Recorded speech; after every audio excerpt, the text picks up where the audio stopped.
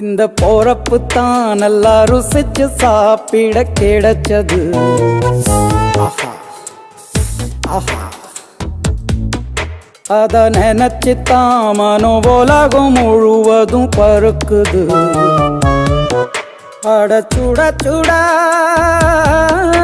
அட சுட சுட அந்த மதுர மல்லிப்பூ இட்லியே மீன் குழம்புல கொஞ்சம் புரட்டி சாப்பிட எச்சிலு ஊறுது உள்ளுக்குள்ள. இந்த போறப்பு தான் இந்த போறப்பு தான் நல்லா ருசிச்சு சாப்பிட கிடைச்சது.